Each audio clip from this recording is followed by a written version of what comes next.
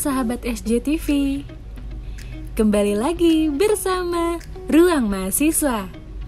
Semoga sahabat SJTV sehat selalu ya. Mengingat cuaca sedang tidak baik-baik saja, jadi sahabat SJTV juga wajib menjaga daya tahan tubuh. Episode Ruang Mahasiswa kali ini akan menampilkan kegiatan full yang mana dilakukan oleh salah satu himpunan mahasiswa di Universitas Pamulang. Kegiatan tersebut dinamakan PRM. Pekan Raya Manajemen adalah sebuah acara besar dengan tema Kemajuan Tak Terbatas, Budaya Tak Terlepas. Dengan tagline Beda Muda dan Berkarya, yang terdiri dari beberapa rangkaian acara, yaitu Opening PRM, Miss dan Mister Management, Donor Darah, Musabakah Tilawatil Quran atau MTQ, Mobile Legend, Futsal, Esai Competition, dan Closing Ceremony. Pekan Raya Manajemen diselenggarakan oleh Himpunan Mahasiswa Manajemen Universitas Pamulang atau HMM Unpam. Atas dasar untuk menciptakan sebuah acara yang dapat mengembangkan dan memberikan penghargaan atas karya mahasiswa, serta menumbuhkan jiwa kreativitas dan inovatif di dalam diri mahasiswa. Dengan diselenggarakannya acara ini, mahasiswa akan mendapatkan ilmu serta penghargaan atas karya-karya mereka. Tidak hanya itu, mahasiswa juga dapat langsung mengimplementasikan apa yang sudah dipelajari secara langsung di dalam acara tersebut. Acara ini sangat bermanfaat bagi mahasiswa Universitas Pamulang khususnya. Dan dengan diselenggarakannya acara ini, diharapkan mahasiswa bisa berkembang menjadi mahasiswa yang lebih kreatif, inovatif, dan memiliki jiwa sosial yang tinggi. Di tahun 2022, PRM mengusung tema Kemajuan Tak Terbatas, Budaya Tak Terlepas. Target dari seluruh kegiatan ini diharapkan mencapai ratusan bahkan ribuan mahasiswa yang dapat berpartisipasi. Para peserta yang sudah hadir dalam menyaksikan kegiatan closing ceremony PRM ini sudah berkumpul sejak pukul 1 siang. Kegiatan dimulai dengan menyanyikan lagu Indonesia Raya dan juga Mars HMM, serta sambutan-sambutan dari Wakil Rektor 2, Dr. Subarto MPD, lalu dilanjutkan oleh Ketua Program Studi, Dr. Ali Madinsyah, SEMM. Selain penyerahan hadiah bagi para peserta yang mengikuti perlombaan atau pertandingan di PRM 2022, kegiatan hiburan ini juga diisi dengan tarian, penampilan drama musikal, dan juga band. Berikut adalah penampilan tari dan drama musikal dari program studi manajemen S1 Universitas Pamulang.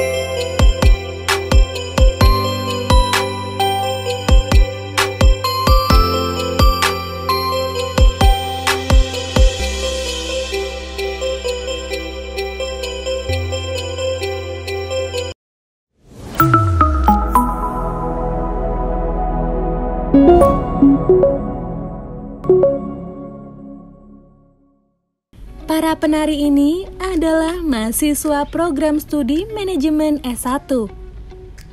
Karena mengusung tema kemajuan tak terbatas, budaya tak terlepas, menampilkan tarian adalah salah satu wujud penghormatan terhadap budaya itu sendiri. Tidak meninggalkan budaya yang sudah ada dan tetap melestarikannya.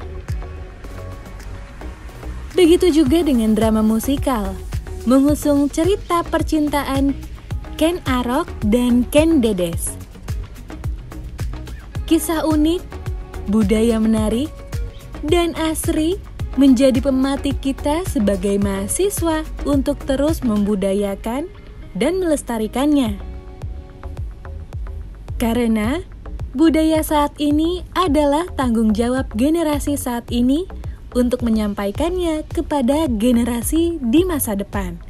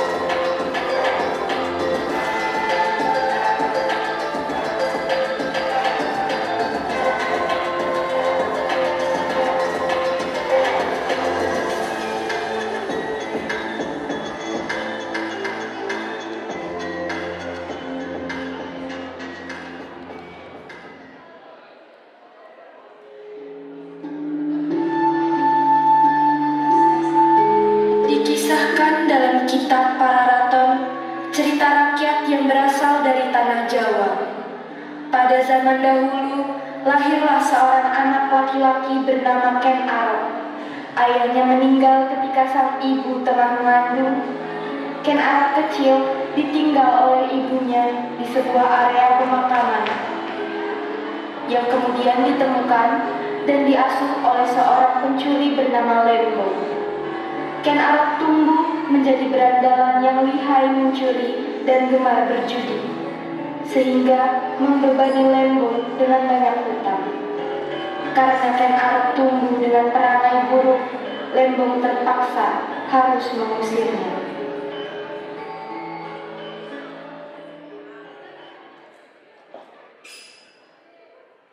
Pergilah, lelah aku menanggung mengasuh mabuk sepertimu, Ken Arok. Lebih baik kamu angkat kaki dari rumah ini.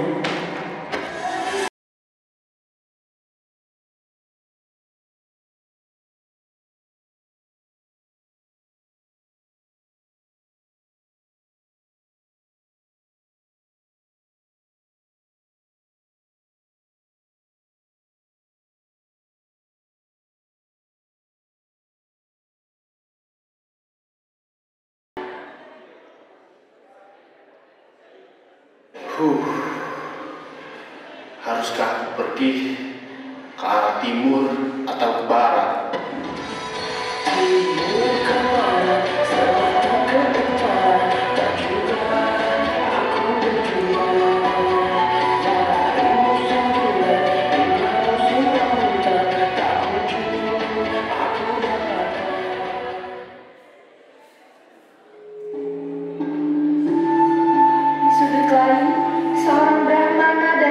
Bernama Loggawe yang datang ke tanah Jawa mencari titisan Dewa Wisnu.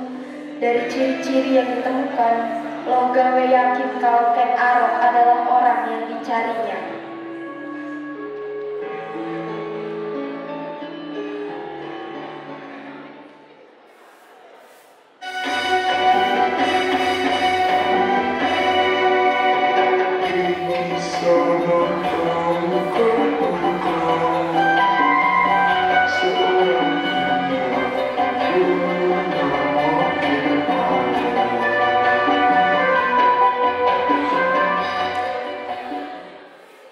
Sampaikan kepadanya, Loggawe ingin menemuinya. Ketahuilah bahwa dirinya adalah keturunan dari Dewa Wisnu. Apakah engkau melihatnya? Ku hendak menemuinya. Akan ku jadikan dia orang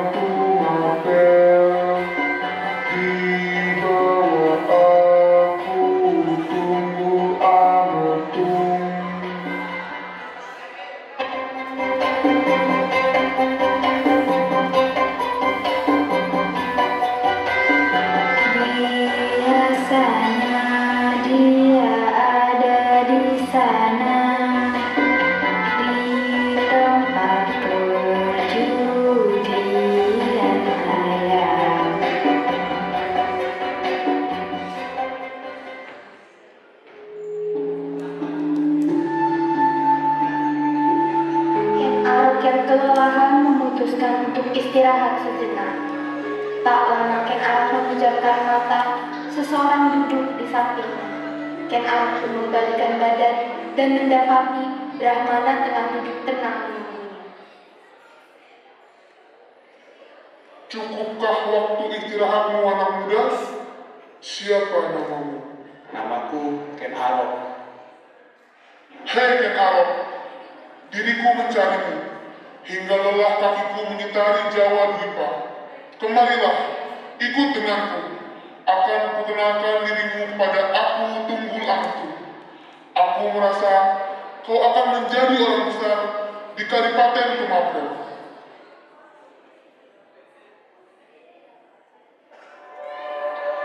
Ken Arok pun terpilih menjadi prajurit Tunggul Ametung berkat bantuan Loggawe.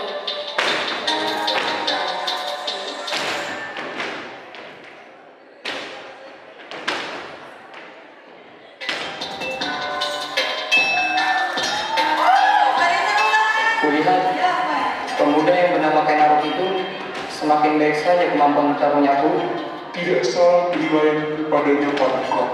Memang Ken Arok anak yang berbakat. Begini, aku berencana menjadikannya senopati Tumapel.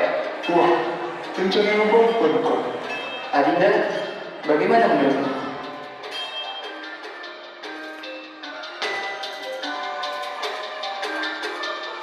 Nasib hidup Ken Arok pun berubah drastis ketika berjumpa dengan Tunggul Ametung, sang penguasa Tumapel. Berkat ketekunan dan keuletannya, Ken Arok pun berhasil diangkat menjadi senopati oleh Aku Tunggul Ametung. Namun kepercayaan itu dibalas pedih dengan pengkhianatan dari Ken Arok. Ia dengan berani jatuh cinta kepada istri Tunggul Ametung, Ken Dedes, yang sangat cantik. Aku ingin memilih Ken Dedes. Lobange juga sudah beramalkan kalau Ken Dedes akan melahirkan raja-raja di tanah Jawa.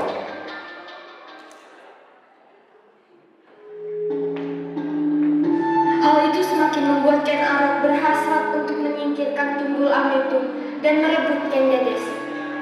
Akan tetapi merebut Ken Dedes dari Tunggul Ametung bukanlah hal yang mudah. Tunggul Ametung adalah seseorang yang sakti mandraguna, terampil bela diri, dan ilmu yang dimiliki Ken Arok sekarang belum mampu menandinginya.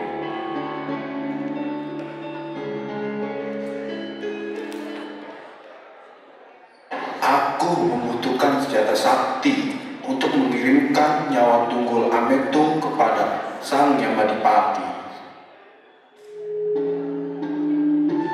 Ken Arok pun menemui seorang pandai besi sakti yang bernama Mpu Gandri.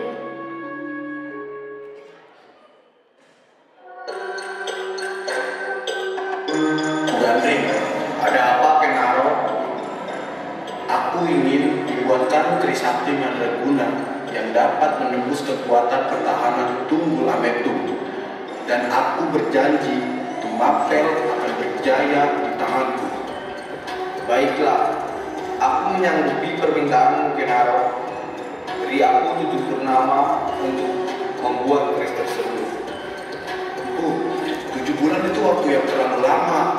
Aku ingin kau menyelesaikan keris itu dalam waktu 3 purnama.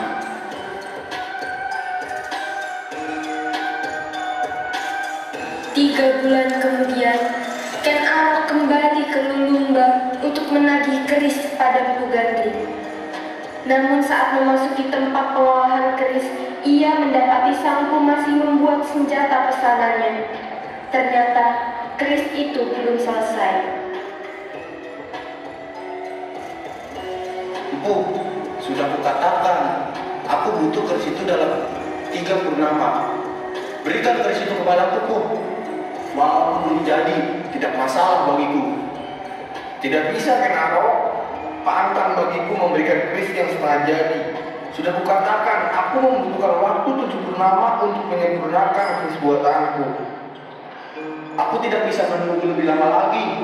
Aku ingin mengambilnya sekarang juga. Tidak peduli sudah sempurna atau belum. Yang jelas, aku sudah tidak bisa menahan diri lagi untuk tidak menghabisi Tunggul Ametung. Penolakan Mpu Gandri membuat Ken Arok marah. Ia akhirnya merebut keris dari tangan Mpu Gandri dan menusukkannya ke perut Mpu Gandri sembari berlalu pergi. Dalam sekaratnya Mpu Gandri merapalkan kutukan untuk Ken Arok.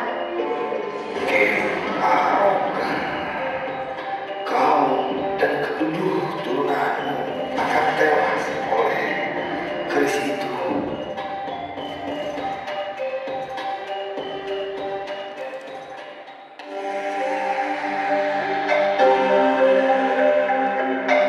Setelah membunuh Mpu Gandri, Ken Arok pun mulai menjalankan siasat untuk menghabisi nyawa Tunggul Ametung.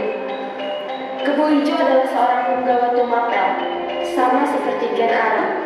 Ia merupakan seorang sakti mandraguna dan merupakan salah satu orang kepercayaan Tunggul Ametung. Karena kesaktiannya itu, Kebo Ijo kerap kali memamerkan kesaktiannya dan menyombongkannya kepada para prajurit dan rakyat Tumapel. Ken Arok memanfaatkan mengerahkan sahabatnya Kebo Ijo untuk membunuh Tunggul Ametung. Pada suatu hari, ketika Ken Arok berbincang dengan Kebo Ijo di alun-alun Tumapel, ia pun dengan sengaja memamerkan keris saktinya pada temannya itu. Wah, indah sekali kerismu Ken Arok. Lakukannya seperti dibuat oleh pembuat keris terhebat. Tentu saja, ini kan keris buatan Bu Gandring. Hah? Bu Gandring? Bu Gandring terkenal itu bukan? Wah, hebat sekali kau bisa memilikinya. Boleh aku minta kesini sebentar? Dengan senang hati, sahabatku.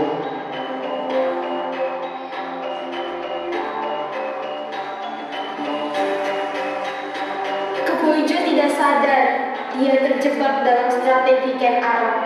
Ia lalu memamerkan keris itu kepada seluruh prajurit dan warga Tumapel. Kebo Ijo mengakui keris itu sebagai miliknya, dan kabar itu segera tersebar kemana-mana. Berita Kebo Ijo ini memiliki keris sakti terdengar di seluruh penjuru negeri.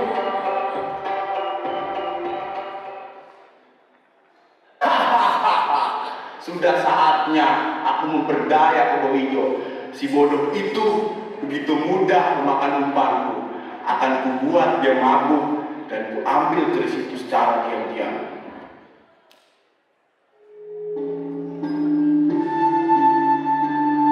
Selain bersifat sombong, Kebo Ijo juga memiliki perangai yang buruk. Ia suka mabuk-mabukan, meminum minuman keras. Ken Arok berhasil membuat sahabatnya itu mabuk hingga tak sadarkan diri, dan akhirnya pun ia berhasil mengambil kerisnya. Ini adalah kesempatanku untuk membesarkan keris utama.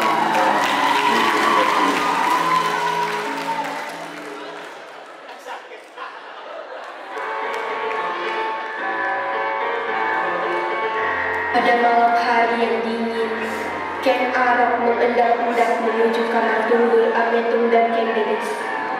Dengan berhati-hati, Ken Arok melakukan kuda-kuda bersiap menghujamkan kerisnya ke jantung penguasa Tumapel tersebut yang sedang tertidur lelap. Rasakan kau! Ken Arok! Berdua! Pengkhianat! Kau apakan suamiku, Ken Arok? Peristiwa pembunuhan itu disaksikan langsung oleh Ken Dedes. Ia menatap kematian suaminya yang berlumuran darah dengan perasaan takut dan ngeri. Tenang, Cahayu. Kau tidak akan kubunuh. Aku sudah lama menyukaimu. Aku akan menjadi istrimu dan menjadikan ratu jika cita-citaku menjadi raja tercapai.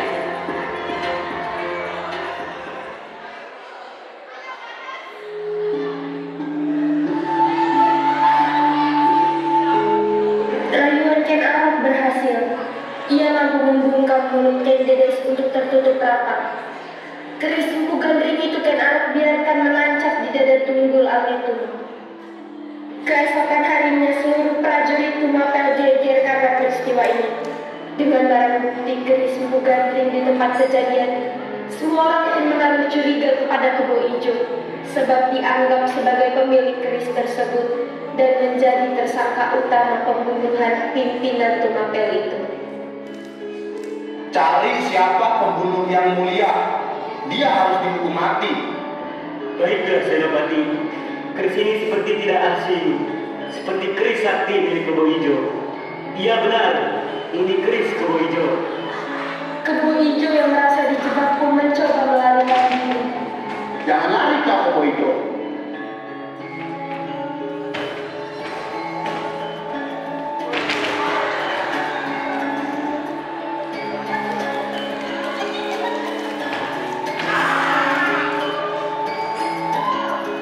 Keberhasilan Ken Arok oleh para prajurit dan rakyat Tumapel. Hidup Ken Arok! Hidup! Hidup Kadipaten Tumapel! Hidup! Hidup Ken Arok! Hidup! Hidup Kadipaten Tumapel! Hidup!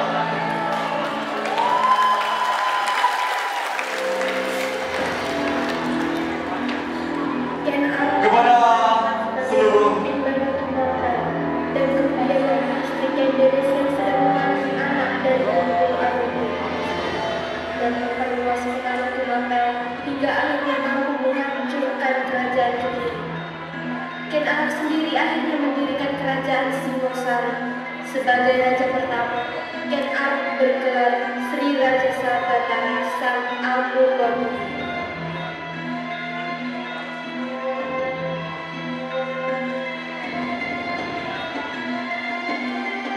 Ken Arok memerintah Singosari dari tahun 1222 hingga 1247. Masa pemerintahan Ken Arok tidak berlangsung lama, sebab Anuspati mendapat perlakuan berbeda dan mengetahui fakta bahwa dirinya memanglah anak tiri.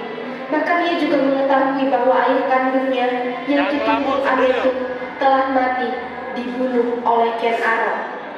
Setelah Anusapati berhasil mendapatkan keris Empu Gandring yang selama ini disimpan oleh Ken Dedes, Ken Arok pun tewas dibunuh oleh anaknya sendiri yang bernama Anusapati.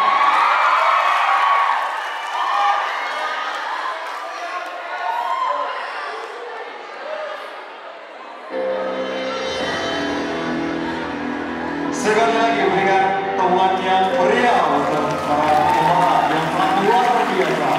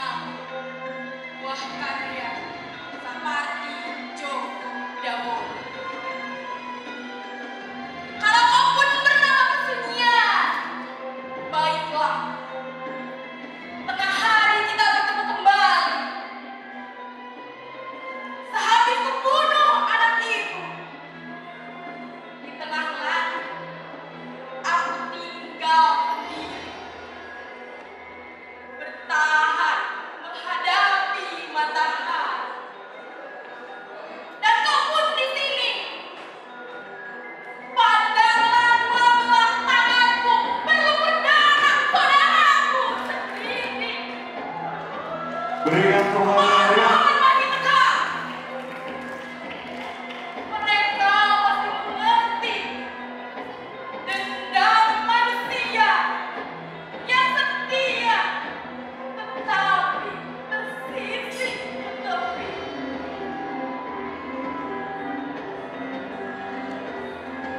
Berikan tepuk tangan yang meriah sekali lagi buat para pemenang penampilan yang sangat luar biasa.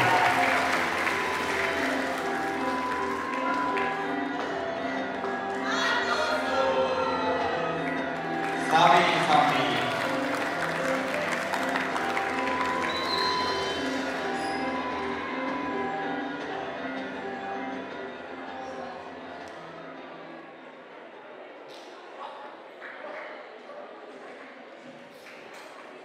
Baik, sebentar lagi kita akan ke acara inti yang sedang ditunggu-tunggu. Tapi sebelumnya, gimana reaksi Kak Sanusi tadi ngelihat drama musikalinya? Wah, sangat luar biasa, terhibur banget, ada lucu, ada ininya. Bener banget, keren-keren.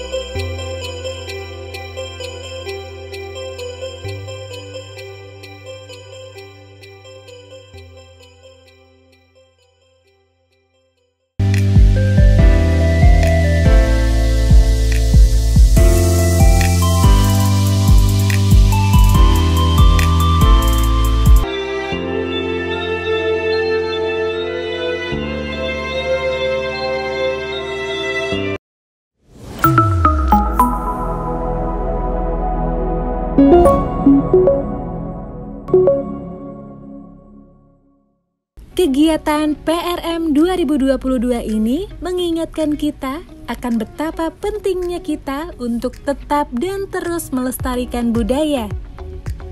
Teknologi boleh berkembang, tetapi melestarikan adab dan budaya negara tercinta Indonesia tidak boleh dilupakan. Karena dimanapun kita berada, tanah air Indonesia akan selalu ada di dalam sanubari kita. Assalamualaikum warahmatullahi wabarakatuh. Sebelumnya perkenalkan, nama saya Bagus Aji Nugroho. Saya selaku Ketua Pelaksana pada Pekan Raya Manajemen 2022 ini. Oke.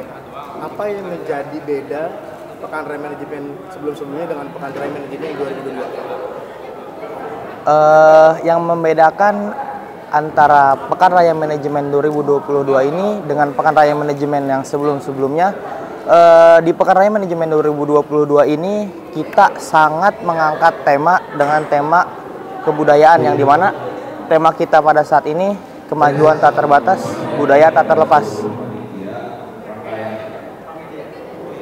Yang dimana tema pada tahun ini yaitu kemajuan tak terbatas, budaya tak terlepas. Oke. Hal unik apa sih dari Pekan Raya Manajemen 2022 ini? Baik itu runtutan acaranya, closingnya, konsepnya, menurut Ketua Pelaksana yang paling unik apa? Menurut saya yang paling unik dari semua rentetan acara ini yaitu yang pertama, kita seluruh panitia bersikeras dari awal pembentukan panitia sampai dengan di akhir closing ceremony ini, yang dimana kita semua seluruh panitia bekerja sama bahu-membahu untuk mensukseskan acara ini, dan juga banyaknya sponsor-sponsor yang masuk ke dalam acara kita, terutama ada sponsor Mark Venus, kemudian ada UC 1000 dan juga ada Emina. Ada yang ingin disampaikan terkait Pekan Raya Manajemen 2022 ini untuk para yang sudah hadir atau yang udah beli tiketnya? Yang saya ingin ucapkan tidak lain dan tidak bukan hanya ucapan terima kasih yang sebanyak-banyaknya kepada seluruh para mahasiswa yang sudah membantu mensukseskan dan membeli tiket pada acara kita ini. Dan tak lupa pula terima kasih yang sebanyak-banyaknya saya ucapkan kepada para sponsor yang sudah mensupport, mendukung acara kita sehingga acara kita semewah ini. Saya thanks buat Unpam dan panitia, boleh? Ucapan sekali lagi saya ucapkan terima kasih kepada seluruh mahasiswa Universitas Pamulang dan seluruh panitia Pekan Raya Manajemen 2022 ini yang telah mensukseskan acara dari opening ceremony sampai dengan closing ceremony ini. Pekan Raya Manajemen 2022, beda, muda, berkarya. Selesai sudah tayangan Ruang Mahasiswa yang menampilkan kegiatan Hima Manajemen dalam Pekan Raya Manajemen 2022. Nah, sahabat SJTV, apa tanggapan kalian tentang kegiatan PRM 2022 ini? Coba tulis di kolom komentar ya. Sampai bertemu di program Ruang Mahasiswa berikutnya ya. Sampai jumpa. Jaya negaraku, besar bangsaku, Indonesiaku tercinta. Salam Ruang Mahasiswa.